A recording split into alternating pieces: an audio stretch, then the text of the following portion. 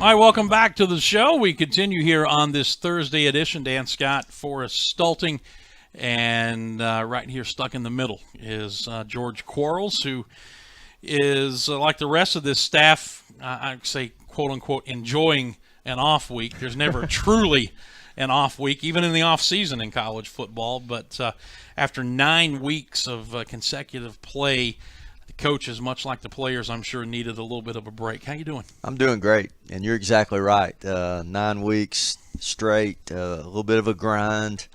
It's kind of nice to enjoy a Sunday more than anything, where we didn't have to come in. We went to church, came back home, watched some football, just played with the kids.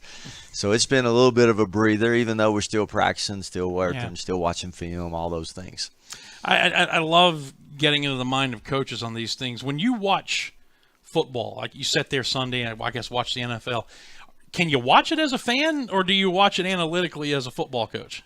I kind of watch it as, hey, maybe we can get some ideas here, that kind of stuff. I try not to get too invested, I just watch it because I'm so, I guess, appreciative of how good those guys are, and just how strong, fast, big all those NFL guys are, and the quarterbacks, how well they throw it and make decisions so quickly. I watch it that way. Yeah. This has been such a phenomenal turnaround for this football team, and I know even at 0-3, there was still a quiet confidence there. And finally at Colgate, everything broke our way, and since then it's been, 6 consecutive wins that has thrust this team into the top 25. From your standpoint, what has this staff been able to do to take a team that was 3-8 a year ago, by and large the same cast of characters, a lot of young guys now, Sure. especially on the defensive end, but of the guys who return, how have you been able to, more than anything, George, change the mindset, the mental attitude of this team? I think it starts with Coach Hendricks. Clay's done a great job of holding to the plan, and we wanted to run the football. We wanted to be able to stop the run. And I think for the most part we've done that. And, I think figuring out the pieces, I think Keelan Dirks has been a huge, addition to our offense. He didn't play early in the season much. And, of course, Antonio Wilcox has been huge. But the two fullbacks have been, I think, key to the offense's, resurgence, I guess. And, defensively, I think, Coach Staggs, those guys have, played a bunch of young guys. You look out there on defense, there's 5 or 6 true freshmen out there at the same time at times, which is kind of scary. But, I think they've done a great job. But more than anything, I think our kids have just started to see some success, and just their turnaround in practice, just how they've learned how to practice harder from when they did at the start of the year. And now you can just tell it has changed the culture a little bit, their belief, their investment. Not that they haven't been invested before, but you can just tell a difference from the start of the year to now, just how they kind of expect to win. It matters more to them maybe now than it did at the start of the year, those older guys. Clay's told us on his show on Sunday, about 2 weeks into practice, he said George Quarles walked over to me and initiated the conversation about, hey, what about the idea of moving Andy Shumpert from wide receiver to tight end? It's a conversation that obviously came to fruition, and Andy has become just an incredible weapon for us. He gives you credit for initiating that. Just talk about what you saw in him and why you thought that move would be so good for this offense, which obviously it has been. Well, the X position, we were loaded there. We had Logan McCarter, you had Shump, and then you had a freshman who could come in and play, Cam Burnett. And we didn't have as much experience at tight end, and, I went about it, hey, we got 3 guys there. We don't have 3 guys, or, really, we just don't have that at tight end. That was a spot that you just felt like we were maybe a little, overloaded and we were leaving some guys on the bench that could help us somewhere else. And Shump was a guy we had talked about during the offseason. Hey, maybe we can put him in at tight end and run him on some stuff. And the stuff we're doing at tight end, it's not true tight end stuff. We're not asking them to go block a 7 technique all the time. They have to get in there and get dirty some, but a lot of it's perimeter blocking, arc blocking, stuff that Andy can do for sure. And then you throw in the fact that he runs well, catches it well.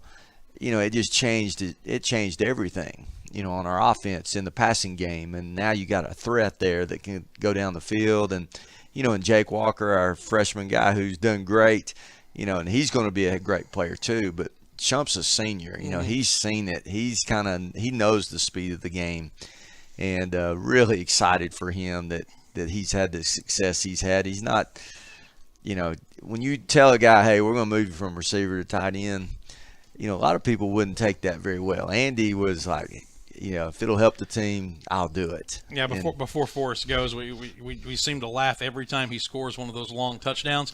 Seems like he has always just enough gas in the tank to get to the goal line, doesn't he? We tell him at practice, all right, Chump, just outrun them and let them tackle you right there, hit you as you fall into the end zone. But he, there's not a better kid in our program, true student athlete. He's I think an accounting major and wearing it out in that too. But Andy's just a Furman type kid. He's the kind of guy you want and you love for good things to happen to those kind of kids. What's been the biggest improvement out of PJ Blazejowski this year?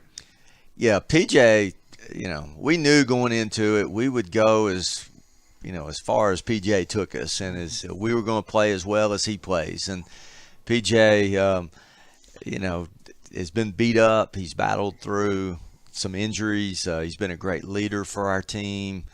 Really happy for him because he's a talented guy. He's, when you get to a program like this and you're thinking, hey, what kind of quarterback do we want? PJ's your guy. He can run it well. Obviously throws it extremely well because he's got an arm. He rips it through there. He can make some throws that a lot of guys just can't make. And, and he understands what we're trying to do offensively. Coach Cronick has done a great job prepping him, and he understands the checks and when we need to get in and out of stuff. And like I said, it's been fun to watch the transformation there at quarterback too, from where we started in the spring to where we are right now. It's light years difference. Give some numbers what you said earlier about the fullbacks. In the first 3 games, you only had 122 yards out of your fullbacks. In the last 6, you got over 1,000 yards. So how has that opened up the offense in the air, but also out wide with running backs? Well, I just think it, everybody, if you watch us play right now, you think, hey, we got to tackle the fullback. So you got to put a little bit extra attention inside there, and you would think that would pop some things open outside, and it has. Darius Moorhead's always a great option to pitch it to outside, and, we've been banged up at that running back spot quite a bit. But, I think of the Chattanooga game, right before the half, little option play where we flip it out there, and he walks in untouched. I just think everything for us right now starts with the fullback, and being able to run it up inside. And those offensive linemen have really figured out, how we're trying to block those things. And then from there it expands, to the option game, your play action passes, and those have been great for us this year. I'm going to put this graphic on the screen because I want you to see it. When we got through 6 games, I started to track these numbers for 2017 and compare them to the previous 4 full seasons, our points scored and our rushing yardage. And as we sit here after 9 games, we have eclipsed all of the previous 4 seasons running the football. 2013 was a 14-game season with 2 playoff games after a 12-game regular season. 2014 was a 12-game regular season with no playoffs, obviously. But you see the numbers there, 2187 as we sit after just 9 games, 310 points scored already, which is more than all of those seasons except for the 14 games from 2013. So the running the football, that mindset has paid off in the most important category, and that's how many points you put up on the board.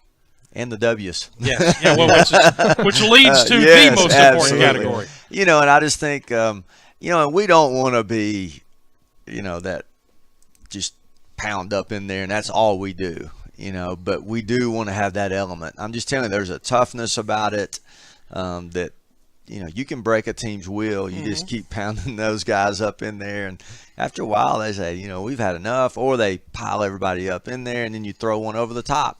It sounds simple, and it really is. But I just think that commitment to running the football, just helps you out in so many other ways. And, and those numbers, they don't lie. And you still want to have your big play ability with those outside guys. We still got to be able to throw the ball, and everybody thinks, hey, you got to be balanced. And balance doesn't mean if you're going to run 60 plays, you're running at 30, throwing at 30. But you got to have that ability to do both. And right now we have that ability, and it makes you tough to defend. But it's nice to know, and boy, how far this program has come based off of those previous, especially the previous 3 seasons. It's nice to know that when you run into a situation like we did last week at Western Carolina, where the weather is just pounding rain for 60 minutes, and maybe it's not conducive to throwing the football a lot, that you can get away with only throwing it 5 times, only completing 2 passes, and still run for 363 yards and win a game. And one of the reasons I wanted to come here and be with Clays, I wanted to learn a little bit more about the running game, and and how just dedicated that Coach Hendricks is, and and Saturday night was a great example, just like you said. I'm thinking about the stuff we did at Maryville. It wouldn't have been a very fun night at all, trying to just, do what we did up there. And we ran the ball, but not like we do here, where you don't have to worry about catching a gun snap all the time. You want to be able to do that stuff. But just being able to run it from under center and having that ability to do it, and at the same time getting in the gun, because a lot of our big plays have come off of, fullback runs, but they're in tailback positions. Yeah. We've had to put the fullback in a tailback spot just because we've been kind of thin at the tailback. This is George Quarles, member of the offensive staff for Clay Hendricks here at Furman. The Paladins riding a 6-game winning streak off this week, and then the Citadel coming up a week from Saturday. This obviously has been a huge transition year for you on the sidelines all those years, calling the shots, and now coming in as an assistant coach and not even in a coordinator position. And I was just thinking to myself as we talk about that transition, when was the last time you can recall prior to this season working a game as a coach from the booth, or have you ever worked one from the booth? When I was at Eastside High School back in I think 92, 93, 94, I was in the booth up there. But there I was calling the plays. Yeah. So it's been a while, and Coach Cronick's great. I mean, when I have suggestions or ideas, he does them. It's not just, hey, this is my show, right, that kind of stuff. But it is different, just a different responsibility. But you still feel that same ownership. You still feel just as nervous on game day, that kind of stuff. But it is a different view up top, and you don't feel like you have as much control. I mean, you're kind of going crazy up here because you see some things that you'd like to correct, but you're so far away that you can't correct it. Which is why Drew wanted to be down there. Yeah, and he needs to be. Because he's got you up here. Sure. It's a luxury a lot of staffs don't have. Right. So it's been great. And like I said, it's a true team effort. I think we work well together, all of us, and everybody's input's valued. And when we put a game plan together, it's not just Clay, or it's not just me, it's not just Drew. It's everybody. Right. You face a lot of different defenses in the SoCon, and I think that goes to show that how impressive not only coaches are preparing the players, but the players executing a different game plan each and every week against these different defenses that you face on a week in and week out basis. Yeah, and and the defenses, for the most part in the Southern Conference, everybody's a 50. It's we're going to play one next week that's kind of 4-3-ish, but we've laughed. Clay, I've heard him say, it's maybe a rule that you have to play a 50 to play in the Southern Conference, but everybody's a little bit different. I think our defense going against them in the preseason in the spring prepares you for so many different things, because we get in the 50, we'll get in an even front. They give us so many different looks, and it's almost like if our defense doesn't do it, nobody's going to do it. Mm-hmm. And so that's been a great prep for us. But our guys have really taken to coaching well, obviously, and to be a Furman student, you got to be pretty bright. Oh, yeah. And I think to play for us, you got to be pretty bright. You got to be able to think a little bit and make some decisions and make some changes during the game, and our guys have done a great job of that. A couple of things before we let you go, and Doug Allison will be joining us next. By the way, he's stalking the hallways out there as we speak. I asked Clay this. I've talked to Drew about it from your standpoint. One of the things I think that people don't take into account when there's a new staff, and literally everybody except for I think Dwayne and Brian are new on this staff, it takes a while for the staff to develop cohesion as well as the team on the field to develop cohesion. So for so many guys with so many different ideas and so many things that go on during the course of a game, how much better are you and the rest of the staff at not only communicating but thinking along the same lines after 9 games as opposed to after the first game? No question. That's a great comment, great question. I just think for me, knowing what we want to do now, I understand it a whole lot better after 9 games than I did at Wofford. And you look back at that Wofford game, the things you'd like to do a little bit different. You'd like another shot at them. Absolutely. And you'd like to just a chance to be in the playoffs for sure. But I just think all of us kind of understand, hey, these are the things we want to try to do to attack defenses. If they're giving us this look, we can, go at it this route. And I just think we're all much better at it now than we were, that first week. Because, you have a lot of spring practice time. You have all that preseason time. But you never really know who you're going to get in games. Mm-hmm. And you look at us now as opposed to that first game.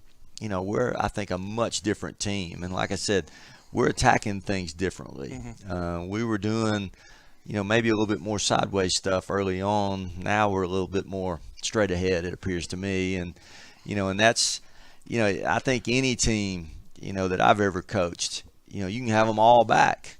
But from one year to the next, everything changes, it seems like. Teams play you differently. And I'm sure teams see us a little bit different now than they did week 1. On our Facebook Live feed, Drew asked this question quickly. What do you miss most about the high school game? What do you like most about the college game?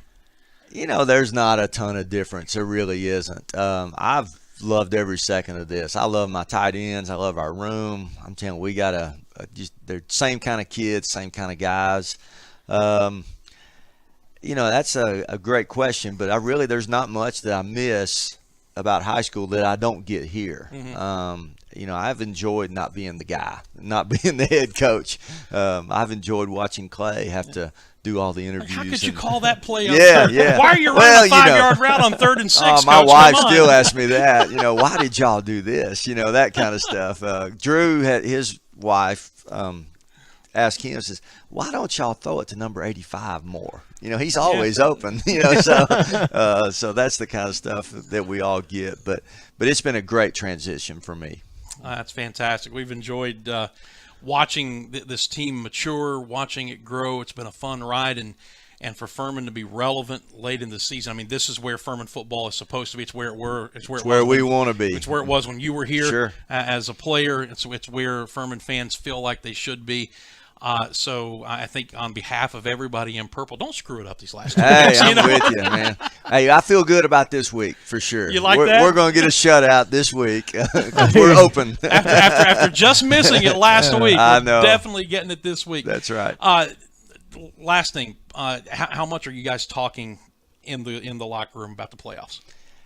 Nobody's really mentioned it in the locker room. As coaching staff, of course, everybody wants to be there, but really, you're so busy, you're so focused on, right now it's beat Citadel, doing those things. And that's the way you want it to be. And Clay's done a great job. Hey, there's things out there for us if we'll take care of business and do what we're supposed to do.